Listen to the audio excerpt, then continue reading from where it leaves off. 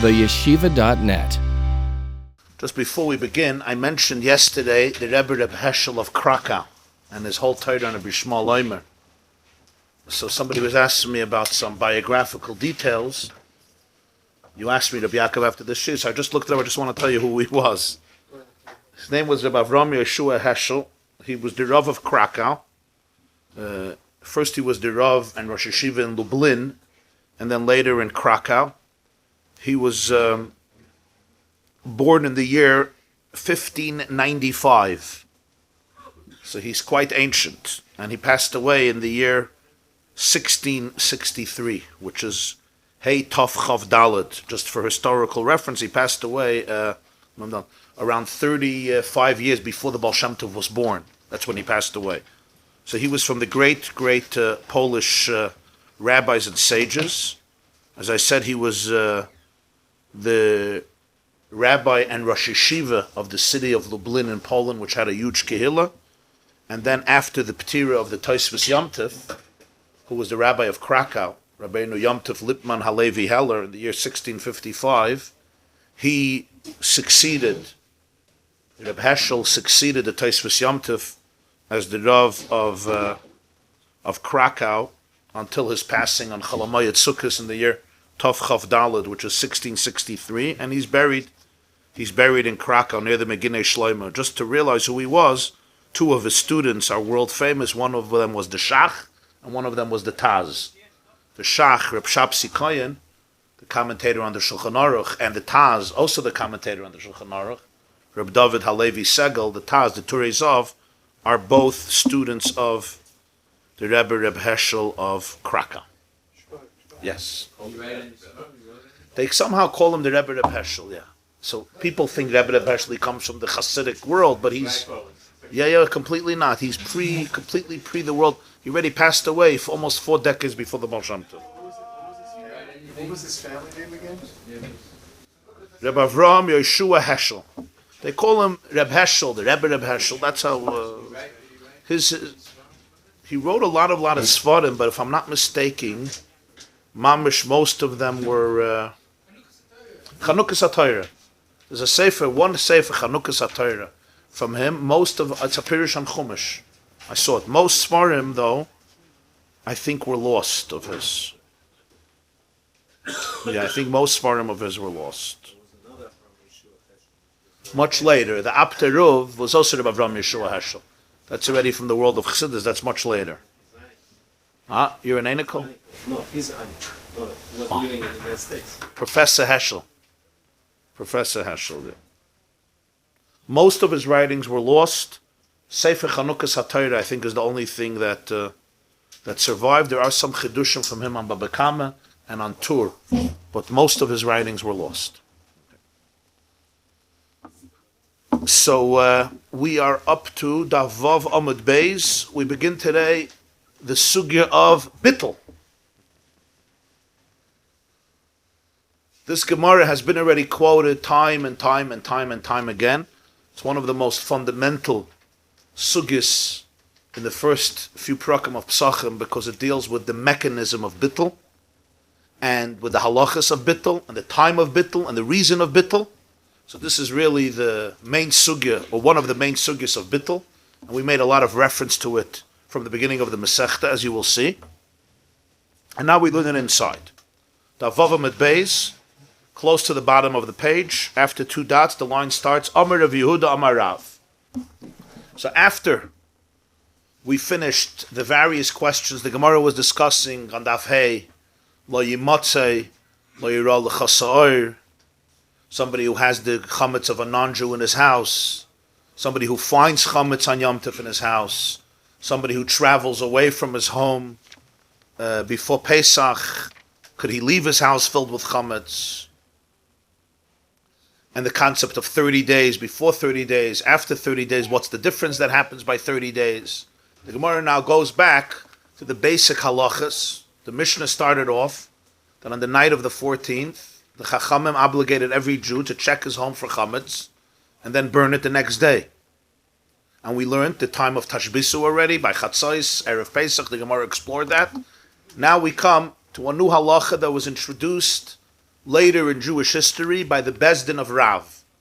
Now here we have to again remember the names. It'll be very helpful to put it in context. The Mishnah was edited by a man named Rabbi Yehuda Hanassi, Rabbi Judah the Prince. We also call him Rebbe. We also call him Rabbeinu HaKadosh. He's the only one of the sages who's called Rebbe. When you say Rebbe, which means Rabbi, my teacher, my master, or Rabbeinu, our Rebbe, our teacher, it refers to Rabbeinu HaKadosh because of his unique place in the history of Torah Sheba'al Peh as the editor of Mishnah, which became the main body of Torah Sheba'al Peh. All of Halacha, all of Gemarah, all of Shulchan Aruch, Rishonim, Achronim are a derivative from the Mishnah. So he's called Rebbe Rabbeinu HaKadosh. He lived in the 2nd century after the Common Era, approximately in the year 150 after the Common Era, which means he was born a century after the Churban Beis HaMikdash. Churban Beis HaMikdash was in the year 70, and Rabbeinu HaKadosh was the last generation of Tanoim, was born approximately a century after, and he edited the Mishnah. One of his students was a man named Rav. Rav, who is the first generation of Amoraim and represents the transition period from Tanoim and Amoraim. About Rav himself, it says Rav Tano Polik. He's still in the status of a Tana, but he is the one who represents the intermediary between the generation of Tanoim and Amoraim. Rav was a Talmud of Rebbe. Rav, whose name was Abba, we call him Rav, the Rav, is a Talmud, a student of Rabbeinu HaKadosh. Rav was a Rosh Yeshiva in Babylonia, in Iraq, and one of the biggest yeshivas for many, many years.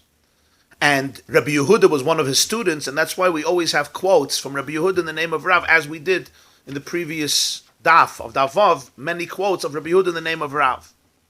Here's something else that Rabbi Yehuda taught in the name of Rav, meaning it was instituted by Rav, probably by the Bezdin of Rav. When you say instituted by Rav, it's not an individual. It was by the Bezdin of Rav. And because this was a real Bezdin, a real Sanhedrin, it took root in Jewish life, and it became obligatory on the whole Jewish world. Amar Rabbi Yehuda Amar Rav. Rabbi Yehuda said in the name of Rav, Haboidek tzarech sheyavat. A big chiddush. Somebody who checks chametz on the night of the 14th of Nisan, meaning this person is getting rid of all the chametz because they're checking their house for all the chametz, and of course they're not just checking. They're finding it and getting rid of it. Nonetheless, said Rav, tzarech sheyavatl. The same person must also do Bitul. He can't rely and say, when Pesach comes, there's no chametz in my house. I did bdikas chametz, and I did biur chametz, so there's no chametz, so I'm good. Came Rav and said, you still have to do Bitul. Rashi says, haboidek tzarech sheyavatl, beliboy. The definition of Bitul is in his heart. Samuch libdika. Close to the bdika miyad. I don't mean samuch lebdika the next day. Right after. Right after you finish bdikas chametz, miyad. Immediately after you do bdikas chametz, you must also do bittul. What does this mean? Va'omer, he says, kol chamira, all the chametz, the ikeh bebeisa, which is in my house, which is in the house, hadain, this house, libatel should be batel. It's considered obliterated, it's considered nullified, it's considered valueless, as Rashi said before on Daf Daled, mashvile ka'afra da'ara. It's like dust, it's like earth. It's nullified. It's not physically nullified, but mentally, emotionally, in my mind, in my consciousness, my perception, it's lebatel. It's like it's non-existent. It has no value. It's ka'ayin v'efes. It's meaningless. It's valueless. It's like a crumb. It's a sabrekel. It's worthless. It's worthless. This is what he has to do after bdikas chametz. That's the chiddush. That's why Rav doesn't say, how does Rashi know it has to be samuch lebdika? He says tzarech sheyavatl. Because he could have said, how does Rashi know that the bittul has to be samuch lebdika? He doesn't say that. He just says you have to be mevatel. Maybe you can be mevatel the next morning. The answer is l'chayra, because Rabbi Yehuda could have said in the name of Rav, tzarech levatel. Even if somebody, even the afal pi somebody did bdikas chametz, tzarech levatel. He says haboidek tzarech sheyavatl. So it's mashma, the way he phrases it, he's not just saying a din, don't rely on b'dika do bittul. He's saying ha-boidek, the person who's boidek, tzarech sheyavatl. The mashmaos of Rashi is, it's a chelik of b'dika. Ha-boidek, when you're doing b'dika. He's not just talking about the din, that even though you did b'dika, you have to do bittul. Then he could have just said, everybody has to do bittul, no matter if you did b'dika or you didn't do b'dika. Well, you have to do b'dika. So even if you do b'dika, you have to do ha-boidek. as he's boidik tzarich sheyevatel. Why is he emphasizing that? Because the bitul is part of the bdika. Rashi is saying it has to be verbal or just in the heart? It's a good question. You're saying in Rashi there's a contradiction. First he says aboidik tzarich sheyevatel beliboy, right? That's what you're asking. He says beliboy. He adds that, and then he says v'oimer kol chamir dika bebeisa. So he's contradicting himself. Means at the end of it. Huh? Miyad means at the end of it. Yeah. Rashi says samuch lebdika miyad. That it has to be samuch lebdika miyad. That's what you mean. I think believer, this means you're supposed to mean it, not just say the words but mean it. What does it mean? What does it mean? You sincerely out. Doesn't mean with Kavana, he has to defend it and then affirm with integrity. Usually believer is less than verbally, but here he's saying it's not enough to be verbally also. It seems like there's a contradiction in Rashi. And so it could be, what Rashi means is, that's what I think, he's not contradicting himself. The Chachamim want you should say it, which is what we do. We do Bitul Chametz B'dibur. Yeah. Rashi may be adding that the main thing is not the words. The main thing is the sincerity. In other words, it's not a legal formula. It's not a legal formula. You signed a paper, you said something. You know? Et abgesagt, et abgedaven Bitul. Which is why the Pesachim say that if you don't understand Aramaic, people sometimes, they do Bitul, they think it's a tefillah. It's a p'sayihiratza. You know, somehow it's going to have an effect in heaven. And it's not Bitul Chametz. The whole message of Bitul Chametz is that you know what you're saying. It's not a prayer that has some effect by saying the word. I mean, even prayers is much better if you understand.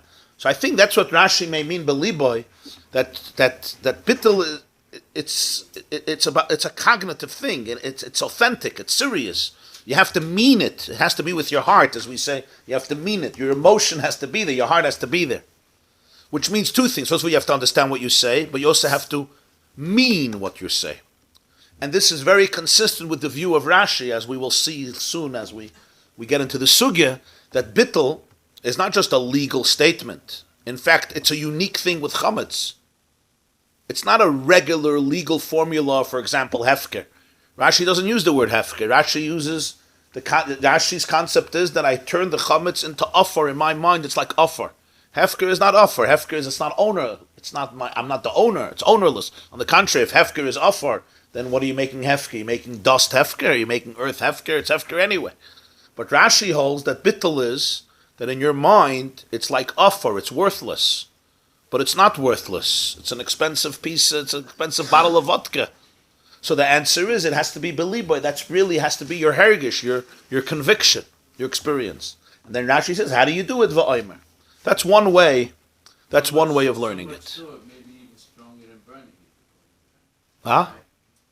When he says get rid of your chametz, it's more by him the believer than the actual burning. Why more?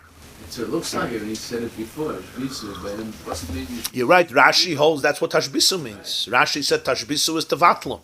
That's what Tashbisu means. And the Torah doesn't say Tevaru, the Torah says Tashbisu. There's another type of getting rid of Chametz, and it's not through physical extermination, it's through mental disengagement. Tashbisu means after Bitul and after Beer, also do Bitul. We do Bitul twice. We do Bitul twice, that's true. We do Bitul. Here we're talking about the Bitul after B'dika, as we see clearly. Rashi says, Aboidik tzarech sheyevatel. Right? We know for sure they have to do Bitul. Here we also see you do it after B'dika. This is at nighttime, after B'dika's Chametz. Samuch l'B'dika miyad. We also do a second Bitul later, after we burn the Chametz in the morning. In every Siddur there's a Nusach. After you burn the Chametz, right, you say, Kol chamira v'chamiyah dika b'rshusi. Some people say, Yihiratzin, etc. That's a tefillah. Why do we do a second Bitul? We'll see. But now we're talking about the first Bitul. Frag the Gemarah, my time. What's the reason for this? Rav says that even though you did B'dika and Biyah, the Chachamim said you also have to be Mevatel. Granted. And when do you have to do it? After the B'dika. But what's the reason for this? Now let's understand. What Chametz are you being Mevatel? Rashi says you have to be Mevatel the Chametz B'libay and say that all the Chametz in this house should be bottle. It's not the chametz that you found. The chametz that you found, what are you going to do with it? You're going to burn it. You don't have to be at mavatal. You're good with that chametz. It's going to end up in a fire, or whatever you do to get rid of that chametz, according to Bir Chametz, Rabbi Yehuda says you burn it. The Chachamim say you could crumble it and throw it into the air, or crumble it and throw it into the ocean, or the lake, or the sea, etc. So that chametz I don't have a problem with, because that chametz, you're doing the real Bir Chametz, you're fine. When we're talking about chametz, as Rashi says, Kol chamira the ike bebeisa hadain.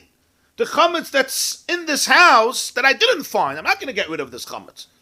That chametz I want should be bottle, right? That's what we have to understand. Frag the Gemarah, my time, I don't understand.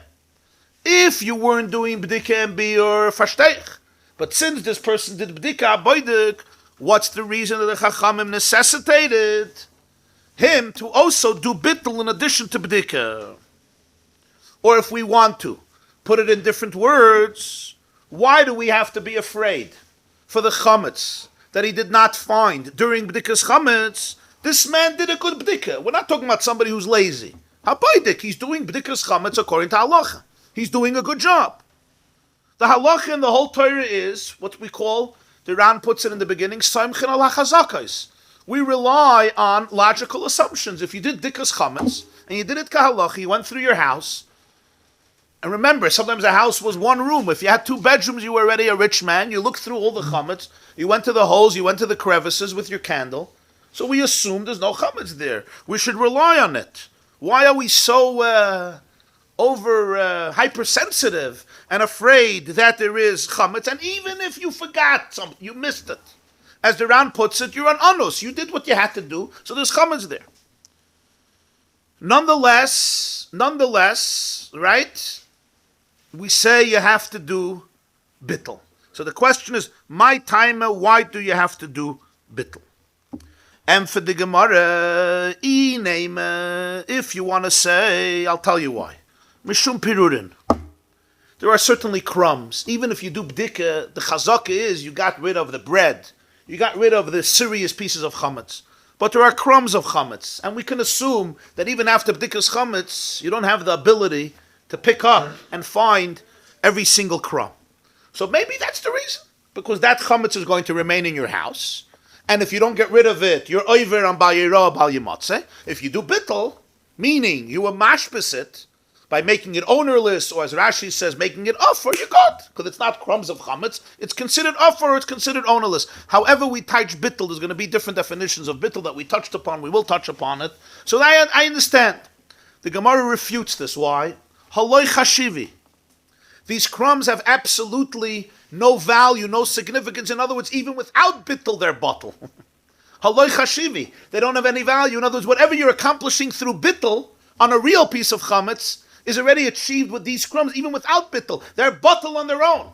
Let me ask you a question. If somebody comes to my house and is going to take a crumb, I'm going to call the police? If somebody's going to take a crumb, I'm going to say, you're stealing? There's no gnevit. Why? Because it's a crumb. Literally a crumb. I look. How do I look at a crumb? How do you look at a crumb? If you have a crumb that falls onto your car, you're eating a bagel and a crumb falls down on the kitchen floor, on the dining room floor. How do you look at it? Huh? Besides the cleanliness, the house should be clean. But it's garnish. It's kafra da'ara. It's like a piece of dust in the house. It's valueless. It's nothing. So you're going to tell me you're over on bal yirah, bal yimatzeh for a crumb? Haloi chashiv. Whatever bitul does. Rashi says, my time. Rashi says, what do you have to be mevatel? You mevayir everything that was found. So you want to say pirudin? It's l'chayda batel. It's l'chayda batel on its own. Now again, if you touch bitul to make it offer, it's already like offer. And if you touch bitul to make it hefker, it's already hefker. You claim ownership over crumbs. You have equity in crumbs. It's hefker. Somebody takes a crumb, you're going to complain. There's ownership. There's no even concept of violence. Somebody eats the crumbs, could be chorus, no?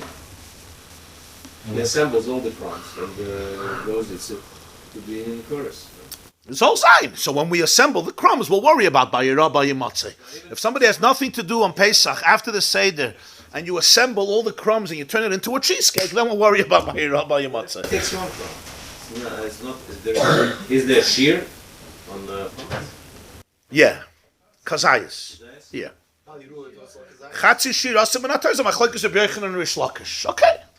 Bal Yeruah by Monsey also kazayis? Huh? Bal Yeruah by Monsey also kazayis?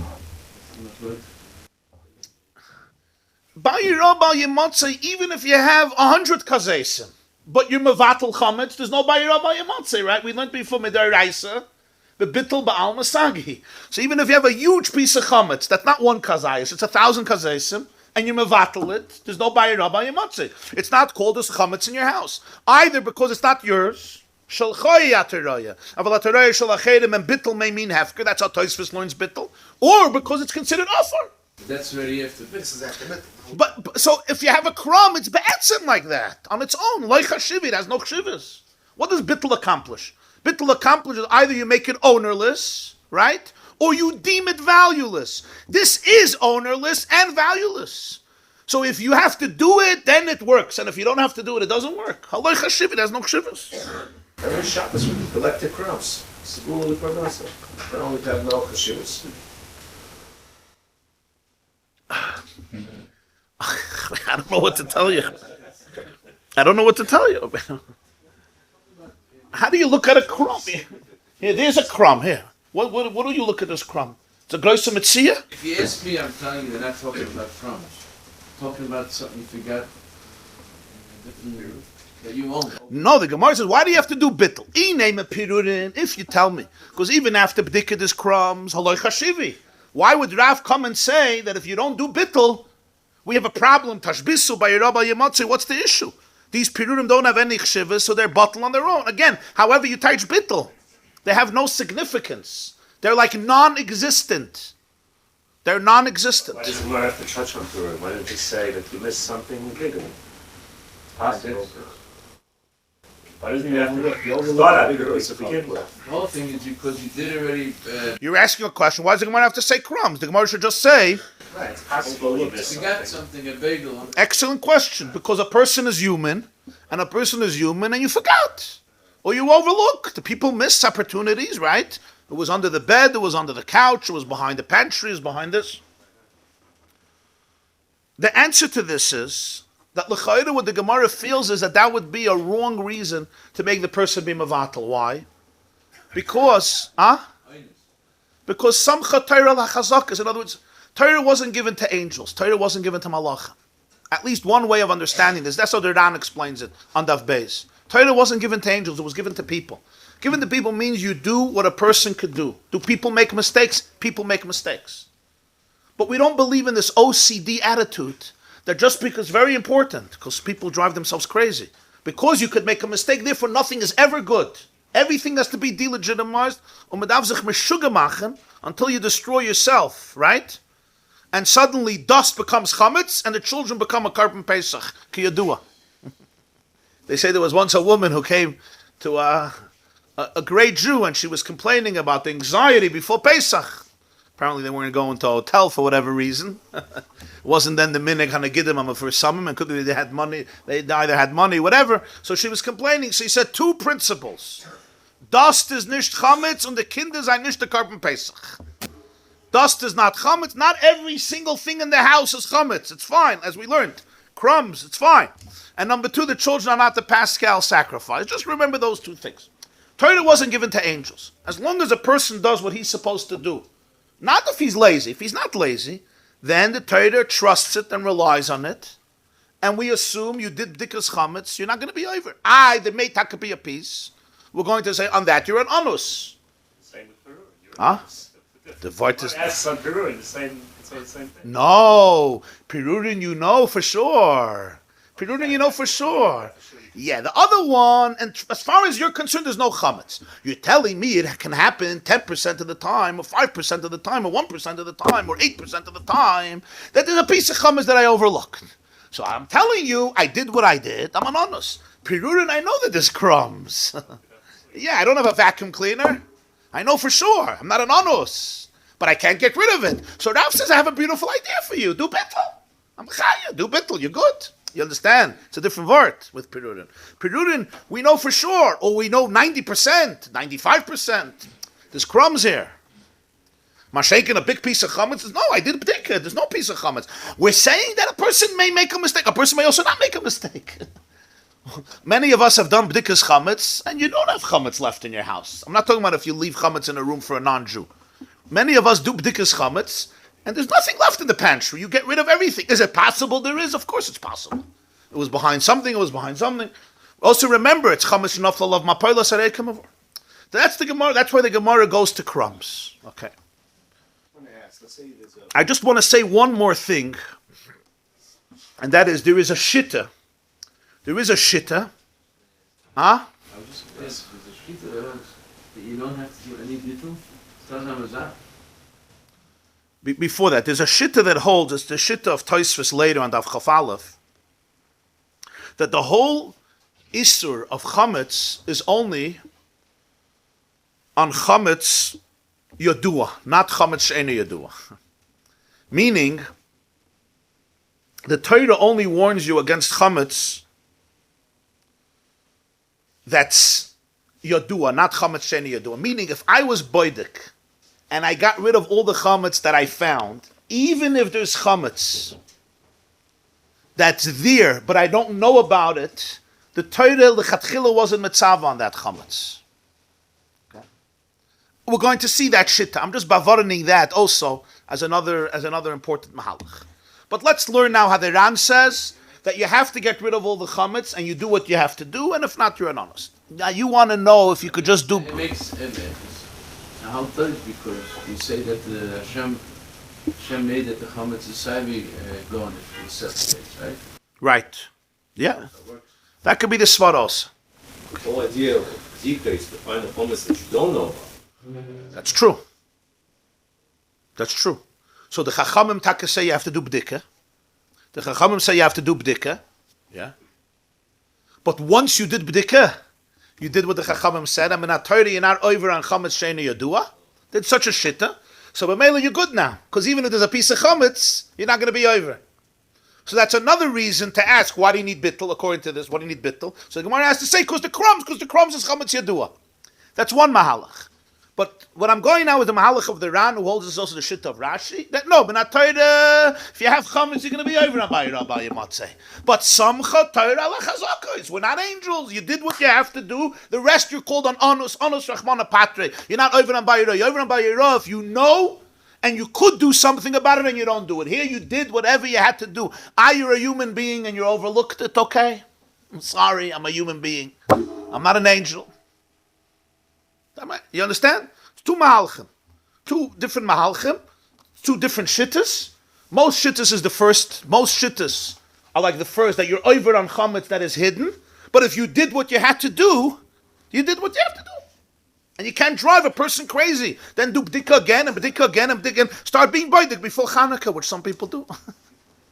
You start being boidik. Isru Chag Pesach. Don't take in chametz to your house. Maybe, why don't the Chachamim say, no chametz again ever in a house? Then there won't be any problems. You don't live like that. You don't do that.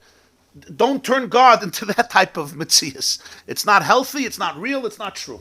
But maybe you did b'dika, you're good. I did maybe chametz, did it may also not be.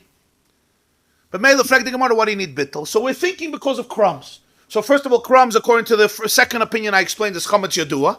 And according to the first opinion also, it's chametz yodua, it's here, and you can't get rid of it, it's just maybe impossible. So therefore we say, do bittul. Zog the Gemarah, that doesn't make sense, because crumbs don't need bittul. Why don't they need bittul? They don't need beer, they don't need bittul, because they're bottled on their own. Lo chashiv. Maybe no. Maybe I'm going to say, you're right. I know that crumbs don't have value. But you know what?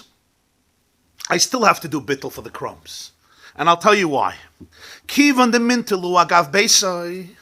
Since you're guarding the crumbs, or let's put it this way, they're being guarded, agav beisai, together with the house. You lock your house every night. Why do you lock your house every night? Because you want to protect the house. What do you want to protect in the house?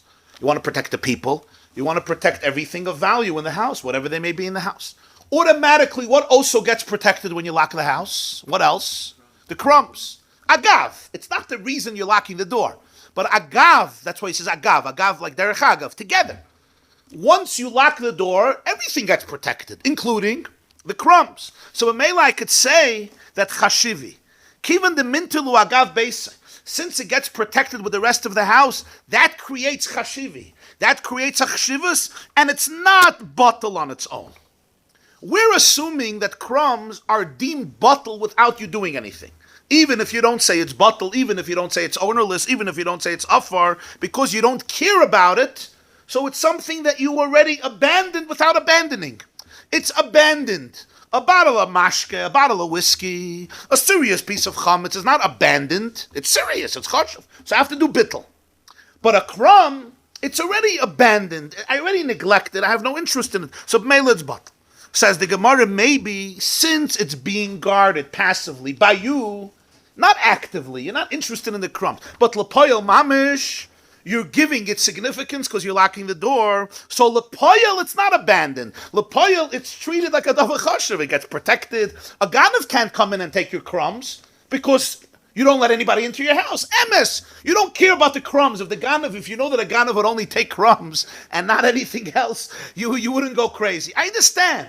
But lepoyel mamish, automatically the crumbs are already treated with dignity. They're part of a house. So maybe you don't say that it's just considered as though it's abandoned and it's neglected on its own. Because lepoyel, it's not abandoned and neglected on its own.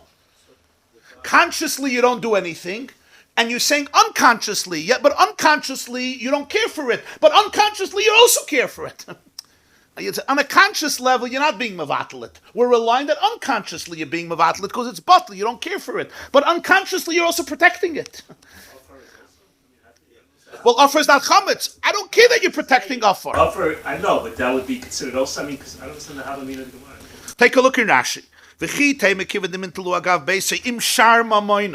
Since you protected in your house with the rest of your money, who meshamron with the rest of the money you guarded, automatically you're guarding everything in the house. Hilcha chashivi. Maybe this is called chashivas in halacha. V'shimur de lava daite de dehu mi machshav le.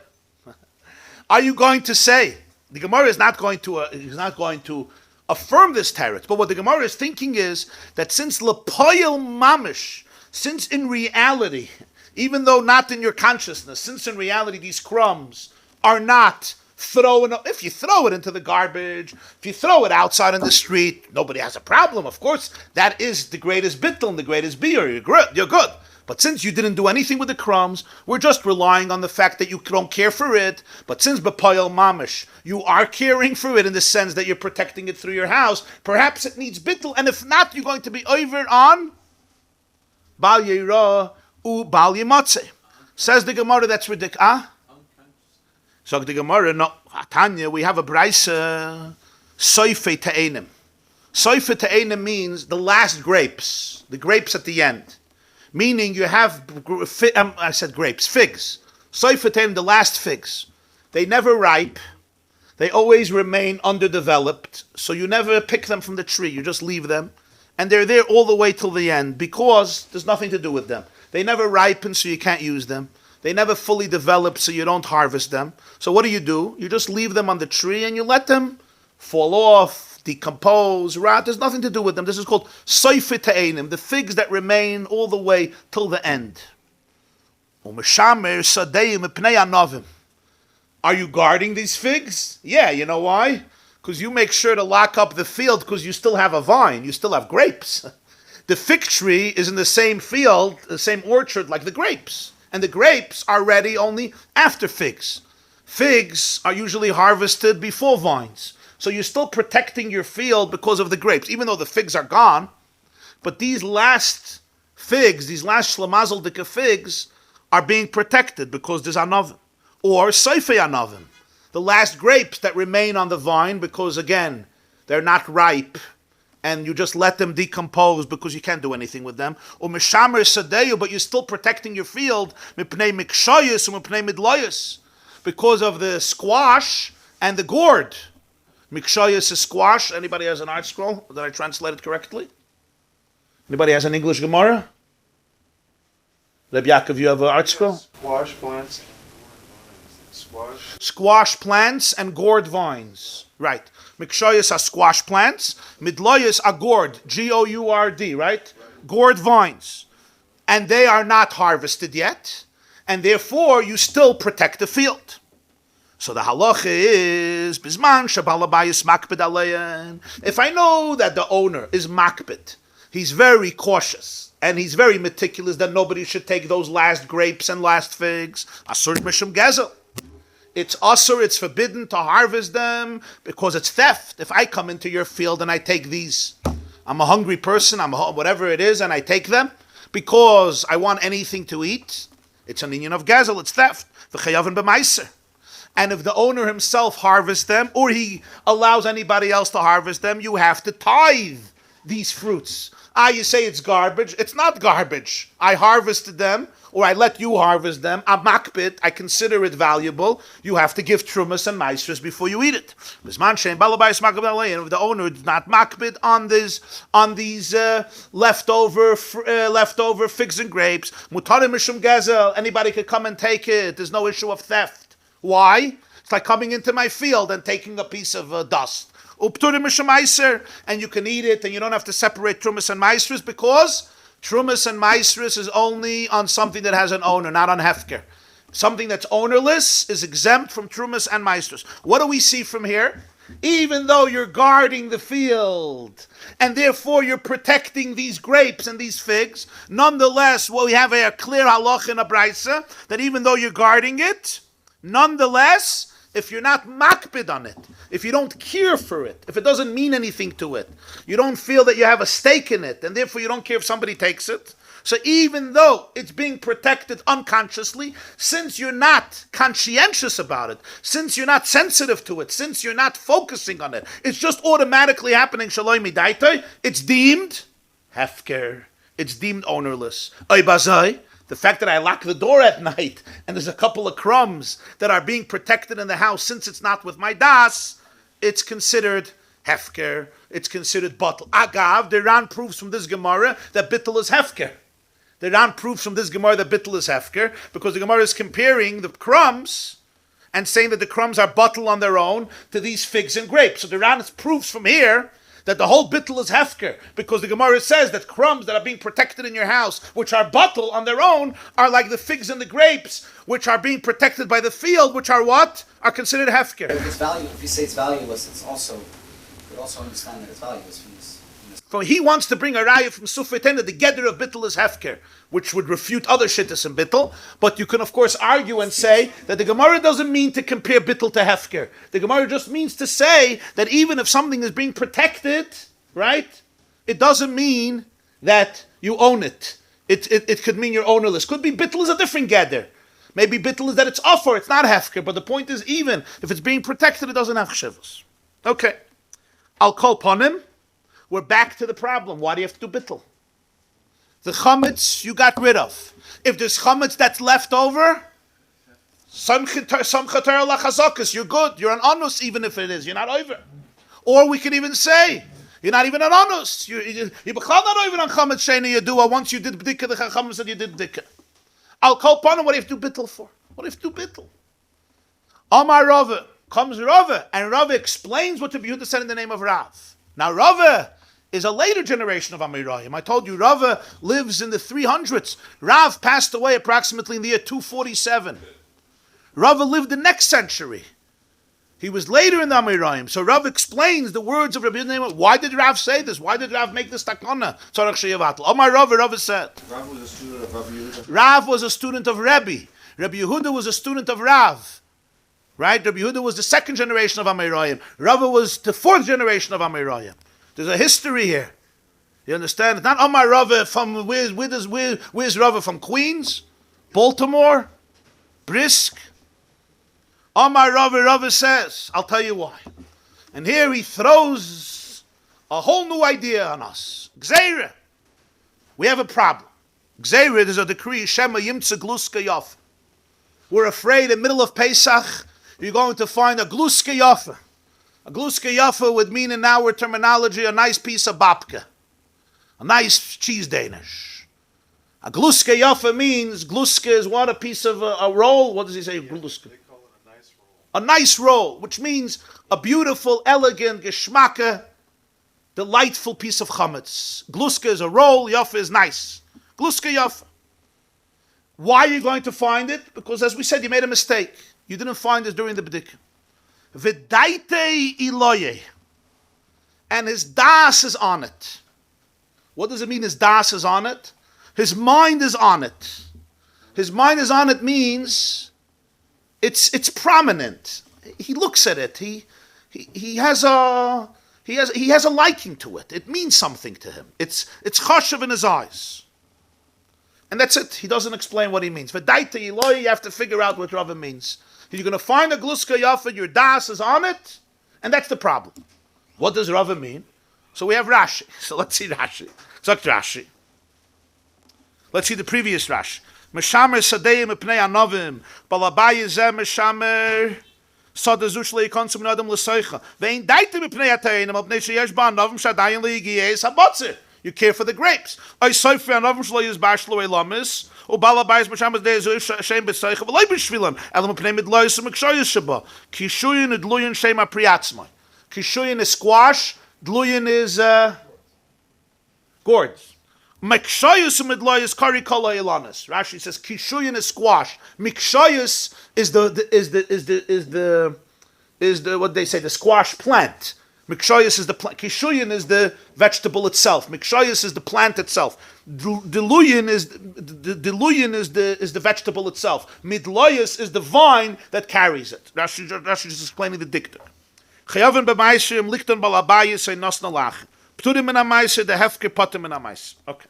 V'daitoi oleh, sagt Rashi. Chashuvihi be'enov.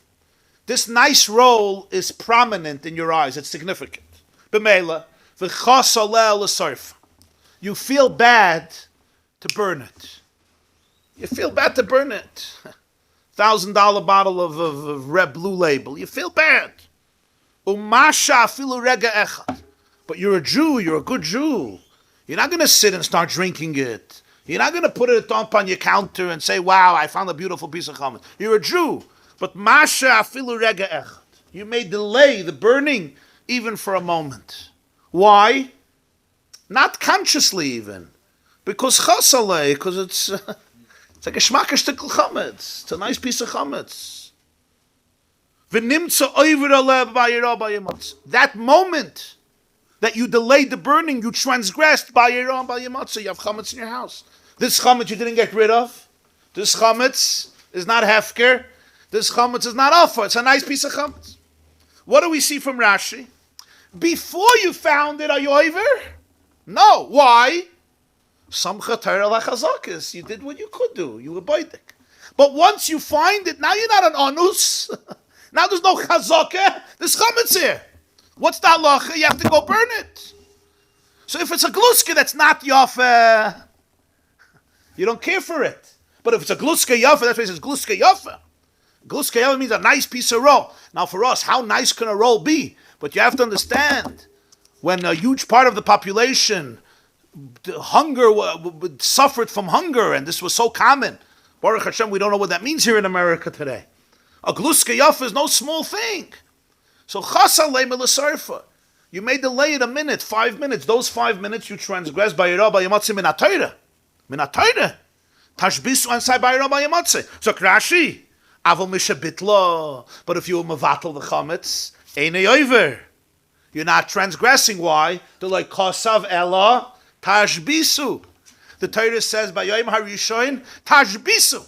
Rashi here is already going l'shitosei davdalad amid beis. What does tashbisu mean? You don't have to physically exterminate it. You have to emotionally be it mevatel. So zakt Rav, just say all the chametz in my house is bottle. Now you'll find a beautiful cheesecake. So what? It's already bottle. It's bottle. You're not over on it. If it becomes chashiv in his eyes, hasn't he put up a stop sign to Bitul? Hasn't he interrupted his fragst da gitte Shaila. You raised the point earlier. Ooh, you're asking a good Shaila. You're asking a good Shaila. It was 5 minutes that he's waiting. If he wouldn't have done Bitul, now that he did do Bitul, he's undoing it according to Rashi. That's what he's asking. Yeah, you're not going to say never do it because you might have to. Huh? But then there's no value. No, he's asking like this. Since Rav is afraid that this Jew is going to see it as chashiv, So that is undoing the first Bitul. And there's a proof to what you're saying. Because the Bartanura, if you remember, we learned the Rabbeinu Bartanura said, Rashi says you have to be Boydek Chamish Lo Laver of Bayirah Bal Yemotzi. So Tosfos says you did Bitul. Menatayra Bitul is enough. So why do you have to do Bdika Shaloi Laver? So Tosfos says you have to do Bdika. You shouldn't come to eat it. But Rashi says you have to do Bdika Shaloi Laver Bayirah Bal Yemotzi. So the Bartanura explains Rashi, first Mishnah in Pesachim. What does he say? Because even if you did Bitul, if you have chametz in your house and it may be a nice piece of chametz, right? So your liking to it is going to be mevatel the Bitul. As the Tosfos Yom Tov says over there, machshava mevatel machshava. Mevatel is machshava. That's what he says in Daf Beis Amud Aleph in the Mishnah, the Bartanura, right? So he's saying this Gemarah is a clear contradiction. Because even if you did, and he says it in Rashi, because if you did Bitul, we see it's good. But you're saying when it's choshev, you're like, ooh, I like it. You undid the Bitul l'chayra. Rashi in the Vav and Aleph says that when you return, when you see it, then you're going to be over because you're going to undo in your mind. But Well, Rashi doesn't say that. You could say that pshat in Rashi, but some Soif explains it. You can also just say that you never did Bitul. You traveled and you never did Bitul. When did the concept of selling the chametz come around? Ooh, you're jumping ahead. We're still with Bdika and Bitul. You want to run to the 1500s. We're still holding in the 200s after the Common Era. You're jumping 1400 years. Azoi, it doesn't happen so fast. This is before Google. We don't leap over 1300 years so fast. By Rav's generation, nobody's selling any chametz. You have a little house with one bedroom. If you have 2 bedrooms, you're rich. If you have 3 bedrooms, you're already Bill Gates. If you have 4 bedrooms, it's Liya Kesef, Liya Zov, right? You get rid of your chametz. You had a little bread. If you had extra chametz, you were a very lucky man. Nobody had extra chametz. If you had extra chametz, you were a very lucky man. Surpluses were very, very rare. So this is Yubavatl. Okay, you're asking a good shaila. How do we understand it's like the Bartanura? But apparently, Rav says that what? That when you're mavatal, you're good. Why? I may find a piece of chametz, and I may like it, and I may delay the beer. Okay, so what? By Rabbi Yemotzi, you're not over. Why? Because it's already bottle. It's already bottle. You saying you're undoing the bittul. Somehow he feels not. It's fine. Even if it's chashiv, and you delay the burning, you didn't undo the bittul. Rashi says you were Makayim Tashbisu. Tashbisu is Bitul, you did it. I should say, are you over on anything if you delay the burning? What do you say? Are you over on anything? We're not over on Bayirah B'Matzah. Are you over on anything?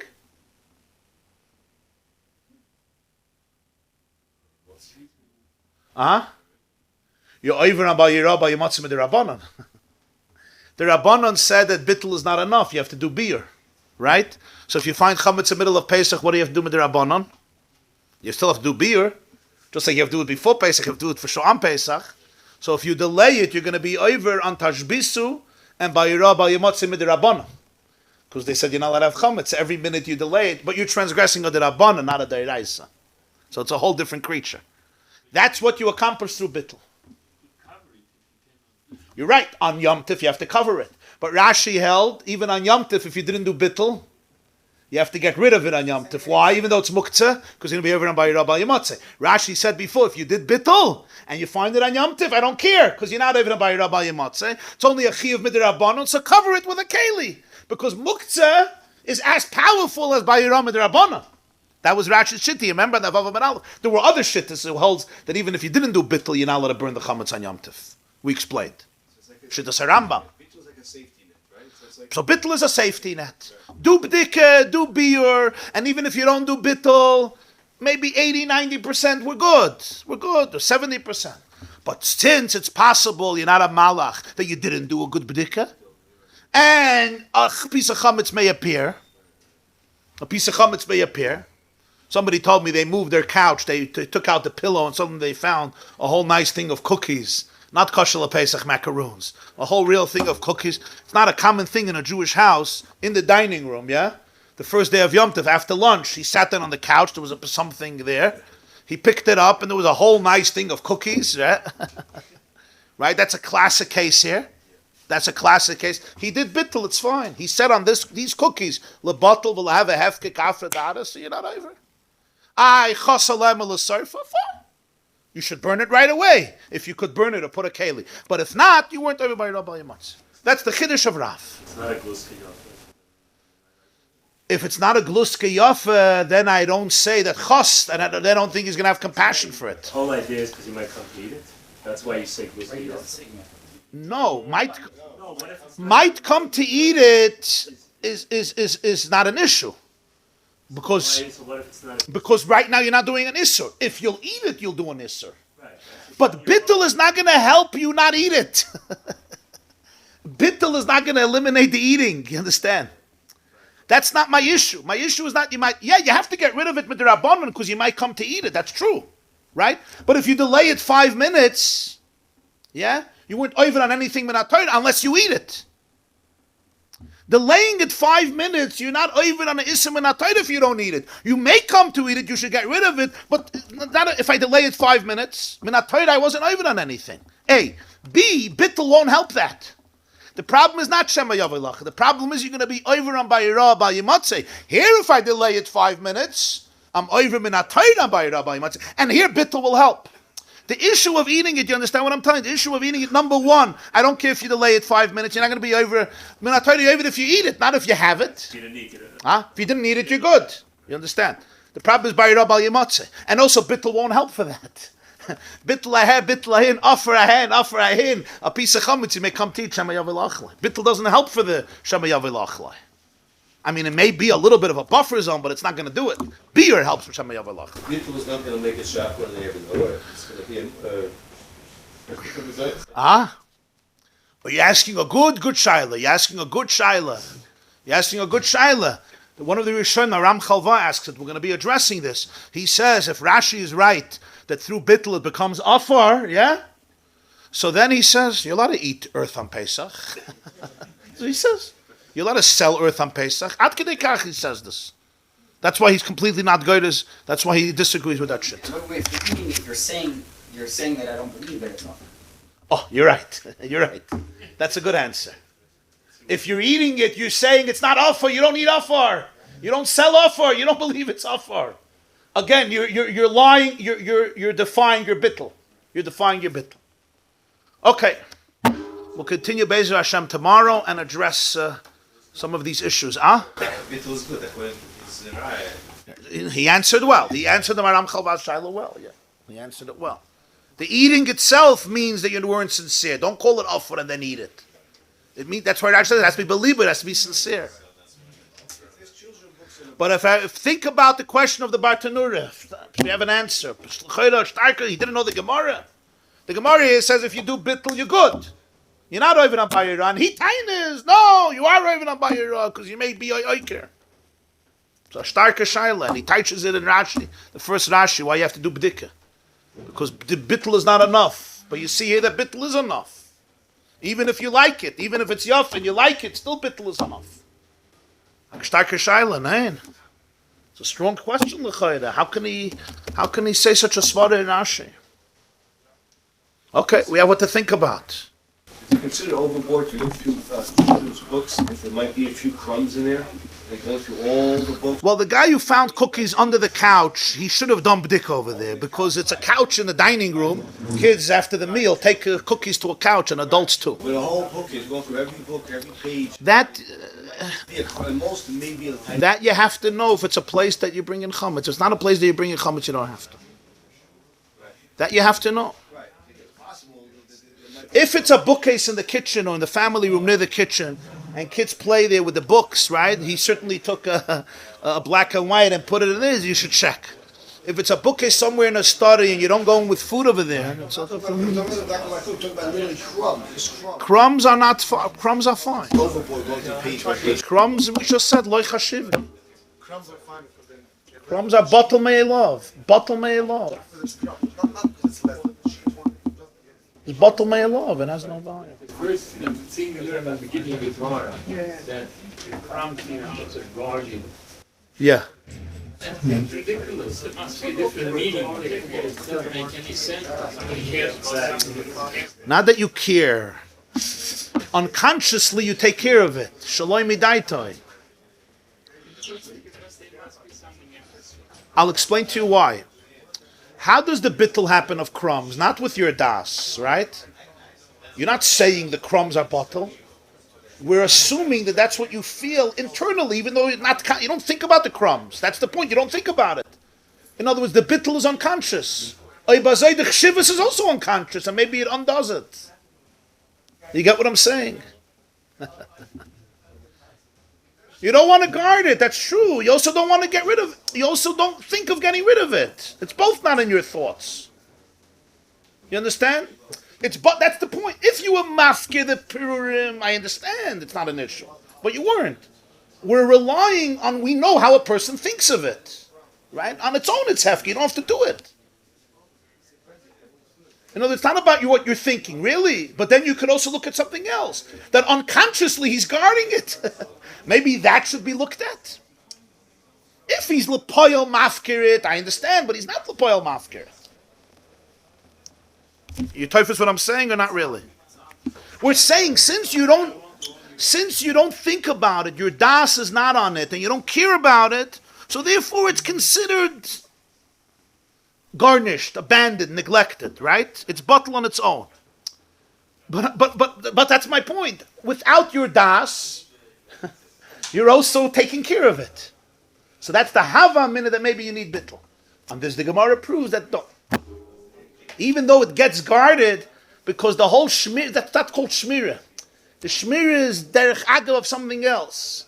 So that's not called your shoymerit. That's not a relation. You don't have a relationship with it. It's being protected, that's true. But it has nothing to do with you. You're protecting the grapes because you care about the squash. You're protecting the figs because you care about the grapes. That's what we're proving. The Ran holds bittul is batam hefker, yeah? But the Ran holds it's a different type of hefker, because it's hefker on its own. You just have to be megala das. The Ran holds that it's hefker, but he learns different than Teves. He learns that it's not a regular hefker, because the Torah is mevatul. So there's a few ways of bittul, yeah. We'll go through the shittas. This class is brought to you by theyeshiva.net. Please help us continue the classes. Make even a small contribution at www.theyeshiva.net/donate.